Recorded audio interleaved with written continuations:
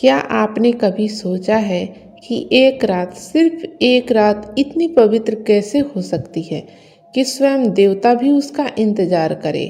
क्यों इस रात को जागकर ओम नमः शिवाय का जाप किया जाता है? क्यों इस रात शिवलिंग पर बेलपत्र चढ़ाने से जीवन के बड़े से बड़े पाप भी क्षमा हो जाते हैं? दोस्तों, अगर आप शिवरात्रि का व्रत नहीं रख पाते हैं तो भी अगर इन कथाओं का श्रवण कर लेंगे तो आपको शिवरात्रि व्रत करने जितना फल प्राप्त होगा। आज हम सुनेंगे महाशिवरात्रि व्रत से जुड़ी 5 ऐसी दिव्य कथाएं जिन्हें सुनने मात्र से मन पवित्र हो जाता है और जीवन में सकारात्मक ऊर्जा का संचार होता है। तो आइए श्रद्धा और विश्वास के साथ शुरुआत करते हैं। समुद्र मंथन और नीलकंठ महादेव की कथा। बहुत समय पहले देवता और असुर अमृत प्राप्त करने के लिए क्षीर सागर का मंथन कर रहे थे। मंदराचल पर्वत को मथनी बनाया गया और वासुकी नाग को रस्सी। जैसे ही मंथन शुरू हुआ, सबसे पहले निकला हलाहल विष। वह इतना भयंकर था कि उसकी ज्वाला से तीनों लोग जलने लगे। देवता घबरा गए, असुर भयभीत हो गए। सब भागते हुए भगवान शिव के पास पहुंचे। देवताओं ने हाथ जोड़कर कहा, प्रभु, यदि आपने हमारी रक्षा नहीं की तो सृष्टि नष्ट हो जाएगी। भगवान शिव ने बिना एक पल सोचे वह विष अपने हाथों में लिया और पी लिया। माता पार्वती ने तुरंत उनका कंठ पकड़ लिया ताकि विष नीचे न जाए। विष उनके गले में ही रुक गया और तभी से उनका नाम पड़ा नीलकंठ महादेव। उनका गला नीला पड़ गया, लेकिन उन्होंने संसार को बचा लिया।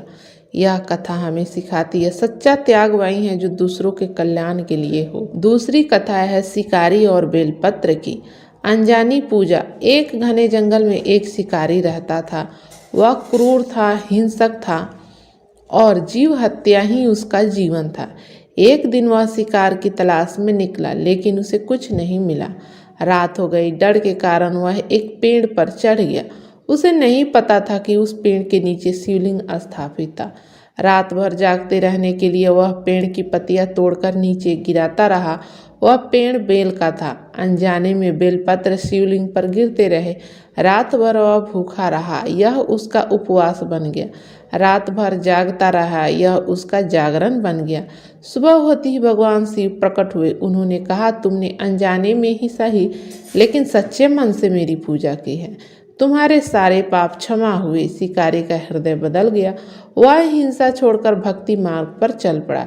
यह कथा हमें सिखाती है ईश्वर भावना देखते हैं, दिखावा नहीं। तीसरी कथा है शिव और पार्वती विवाह की कथा। हिमालय की पुत्री पार्वती बचपन से ही शिव को अपना पति मानती थी, लेकिन शिव तो बैरागी थे, ध्यान मग्न थे। पार्वती ने कठोर तपस्या शुरू की। सालों तक केवल पत्तों पर जीवन बिताया, कभी अन्न नहीं खाया। देवता भी उनकी तपस्या देखकर चकित थे। आखिरकार भगवान शिव प्रकट हुए। उन्होंने कहा, पार्वती, तुम्हारी तपस्या ने मुझे प्रसन्न कर दिया। फिर धूमधाम से विवाह हुआ। देवता, ऋषि, गंधर्व सब उपस्थित थे। इस पावन मिलन की रात्रि को ही महाशिवरात्रि के रूप में मनाया जाता है। यह कथा सिखाती है सच्चा प्रेम और समर्पण कभी व्यर्थ नहीं जाता। चौथी कथा है चंद्रदेव को श्राप से मुक्ति। चंद्रदेव अत्यंत सुंदर थे, लेकिन उन्हें अपने सौंदर्य पर अभिमान हो गया।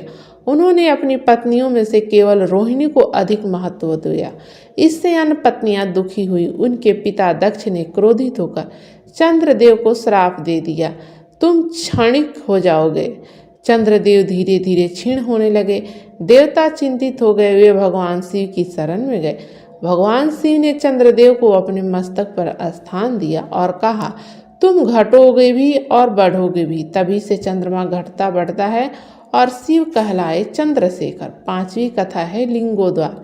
ब्रह्मा और विष्णु का अहंकार। एक बार सृष्टि के पालन करता भगवान विष्णु और सृष्टिकर्ता भगवान ब्रह्मा में विवाद हो गया। दोनों स्वयं को श्रेष्ठ मानने लगे। तभी एक अनंत अग्नि स्तंभ प्रकट हुआ। उसका न आदि दिखा न अंत। एक ने ऊपर जाकर अंत खोजने का प्रयास किया, दूसरे ने नीचे जाकर, लेकिन दोनों असफल रहे। तभी उस अग्नि स्तंभ से भगवान शिव प्रकट हुए। उन्होंने कहा, अहंकार ही सबसे बड़ा अंधकार है। दोनों ने क्षमा मांगी। यह अग्नि स्तंभ ही शिवलिंग का प्रतीक बना। प्रिय भक्तों, महाशिवरात्रि केवल व्रत नहीं, यह आत्मशुद्धि की रात है, त्याग की, प्रेम की और अहंकार त्यागने की रात है। इस रात सच्चे मन से ओम नमः शिवाय का जाप करने वाले शिवलिंग पर जल, दूध और बेलपत्र चढ़ाए जरूरतमंदों की सहायता करें, क्योंकि भगवान शिव सरल है, वे भाव के भूखे हैं। अगर आपको यह कथाएं पसंद आई हो तो अपने जीवन में शिव तत्वों को अपनाइए। कमेंट बॉक्स में हर हर महादेव जरूर लिखिए। मिलते हैं किसी अगली वीडियो में नए कहानी के साथ। तब तक के लिए भगवान शिव की कृपा आप सब पे बनी रहे। हर हर महादेव।